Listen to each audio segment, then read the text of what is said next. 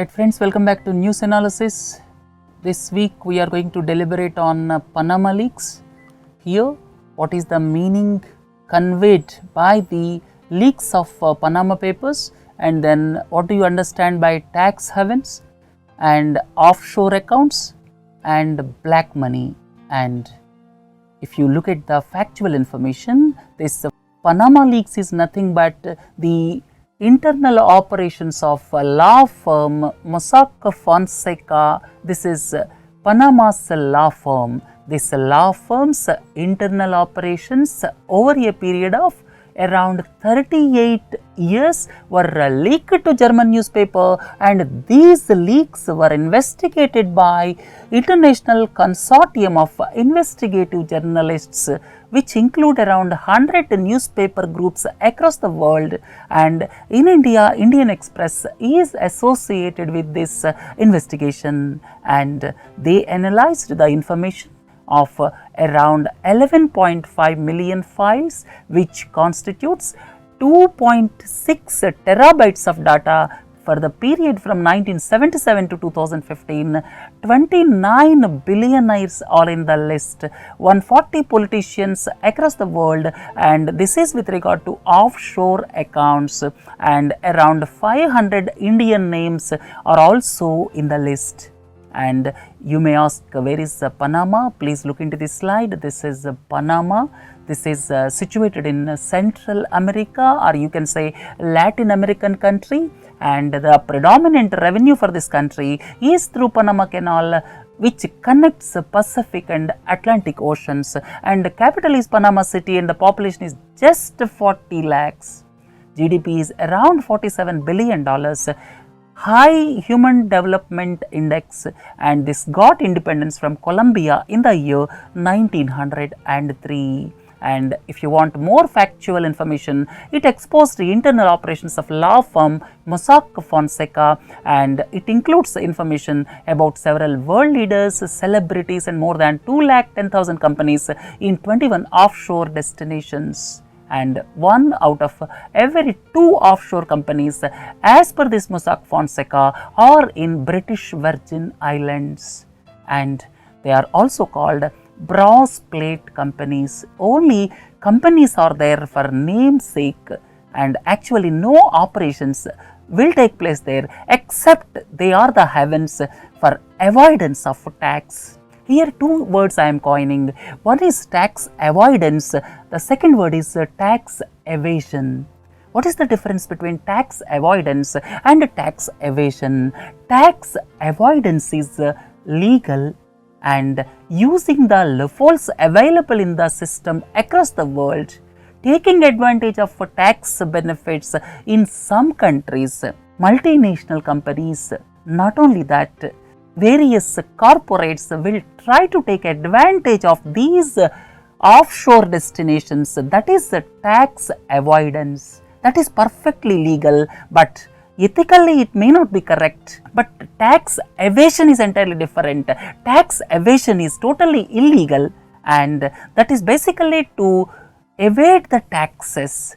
People will look at avenues for circulating black money, and these offshore destinations are being used not only for tax avoidance but also for tax evasion also. This is very important point. And other important points are several world leaders and their kin are included in Panama papers. More than 500 Indians are also in the list. And immediately, what is India's reaction? India immediately constituted a committee comprising officials of Reserve Bank of India, because the Reserve Bank of India deals with the foreign exchange transactions. Second one is the Foreign Tax and Tax Research Division. This is under Central Board of Direct Taxes, or you can say under Ministry of Finance. This is the Foreign Tax and Tax Research Division. And the third one is Financial Intelligence Unit. This is also under the Ministry of Finance, which looks at the suspicious financial transactions. So, these organizations, the officials of these organizations are included in the committee constituted by India immediately subsequent to Panama leaks, because the names of 500 Indians are included in the leaks of Panama, right? And as per Panama leaks, as per the leaks of this Mossack Fonseca firm, this British Virgin Islands, this is home to around 1,13,000 companies. The population of British Virgin Islands is just 28,000. The country with the population of just 28,000 is home to 1,13,000 companies. From this, you can come to the conclusion how these brass-plated companies in offshore destinations are functioning. And if you look at Panama, with the population of just 40 lakhs, it is home to around 48,000 offshore companies, right? Like this, as per this Mossack Fonseca papers, these 5 offshore destinations constitute predominantly the majority of offshore companies, and out of which more than 50% are situated in British Virgin Islands. And these offshore companies, or you can say tax havens, basically they are for namesake, they are brass-plated companies. No activity will take place there. These multinational companies will establish their office there so as to avoid tax. To avoid tax, these multinational companies, they will establish these brass-plated companies, and they will route their investments through these brass-plated companies, because taxes are less there. That's why they will route their investments. And in the countries like India, when multinational companies have their substantial portion of revenue, then they will shift this revenue to these tax havens in the name of some royalty, in the name of some professional charges. Like that, they will shift this revenue to those low tax or no tax destinations. So basically, multinational companies are using this to avoid tax.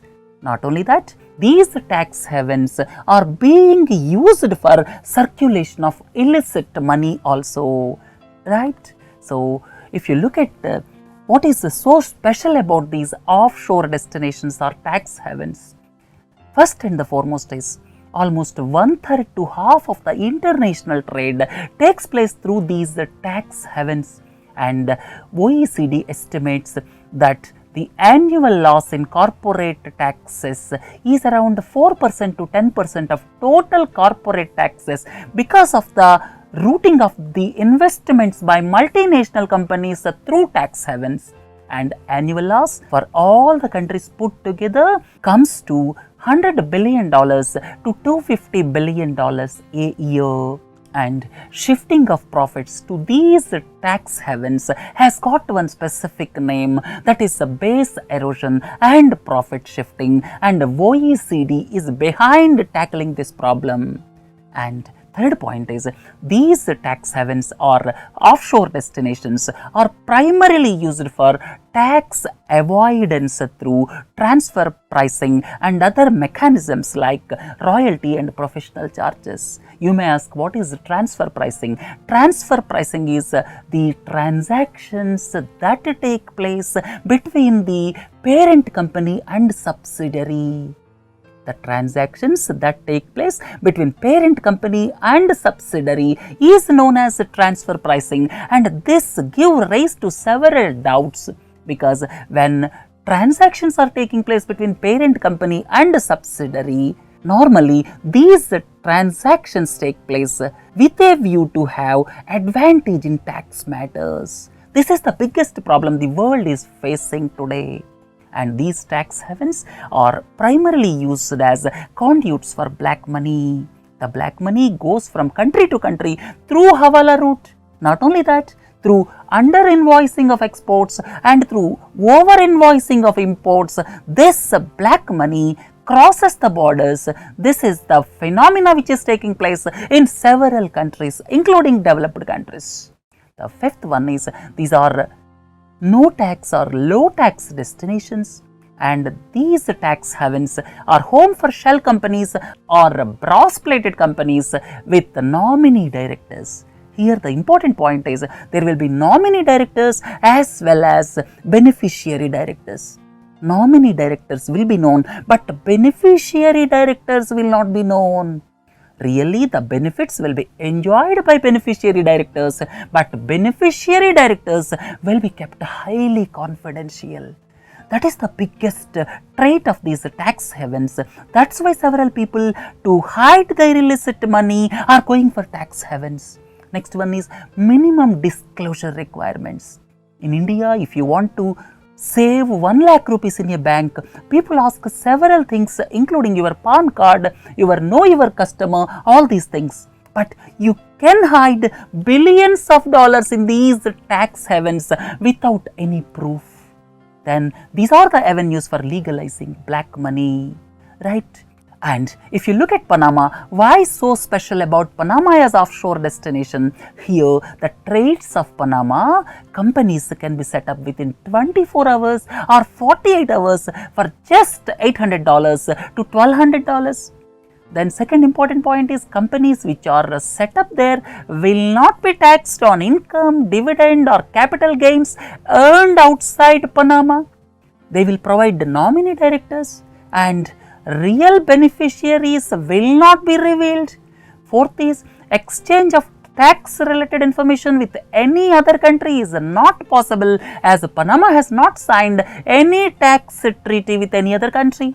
Then Panama technically has got no central bank. It has got 2 government owned banks, so there are no controls on foreign exchange. Then several international banks operate from Panama, which make the transactions easier. So that's why this Panama became so important from the perspective of a tax haven, right?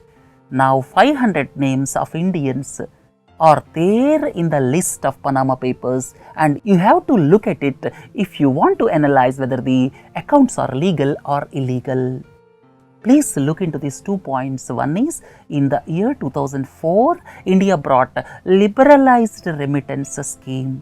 At present, under this scheme, Indian citizens can remit up to $250,000 per annum abroad for purchase of any type of capital assets, right? So money can go out of country through this route legally. Then second one is, in the year 2015, Indian government brought Black Money Act for undisclosed income abroad, and compliance window was given for some time, and assets worth rupees 4,147 crores were disclosed, and they have to pay 30% tax and 30% penalty. And if any undisclosed asset is found abroad now, it will attract 30% tax and 90% penalty along with imprisonment up to 10 years. So we have to analyze these 2 factors. That means whether the money has gone legally under liberalized remittance scheme. The second aspect what we have to see is whether any of them declared under Black Money Act. When the compliance window was opened last year, we have to look into these 2 aspects before coming to the conclusion whether the names in the list are legal or illegal from Indian perspective. And you may ask how the black money goes out of India and legalized. And as I have already told you, these tax havens are being used for 2 purposes. One is for tax avoidance by multinational companies, and second one is for hiding illicit money, that is basically tax evasion, that is basically black money. So these offshore destinations, or you can say these tax havens, are being used by the people to evade taxes, to conceal their black money. And you may have a pertinent question, how the money crosses the borders? The money crosses the borders through Hawala route. What is meant by Hawala route? Hawala route means you may hand over some money here and the person, by taking some commission, will give equivalent money in some other destination. That is Hawala. It is prevalent almost across the world. Several Indians are allegedly sending money to various other countries through this Hawala route. Second important point is under-invoicing of exports and over-invoicing of imports.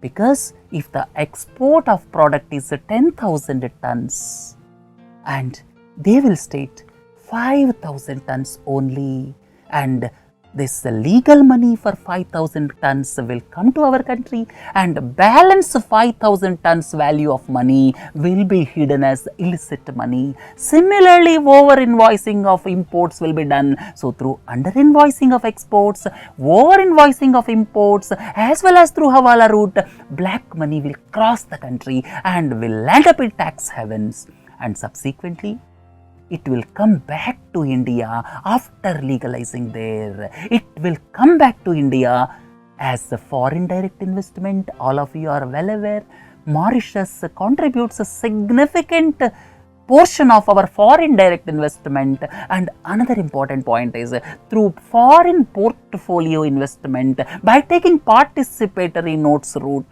the money will again come back to India. This is known as round tripping. Right. So, as FDI or as foreign portfolio investment through participatory notes, the money will come back to the country. This is known as round tripping. Right. And what are the measures taken by India to control black money circulation or money laundering? First one is the country last year brought Black Money Undisclosed Foreign Income and Assets and Imposition of Tax Act 2015. And this was brought in 2015. Second one is sit on black money was commissioned but not much headway. Third point is India is a signatory to Multilateral Competent Authority Agreement of OECD, and this facilitates automatic exchange of information, that is automatic exchange of tax information from 2017.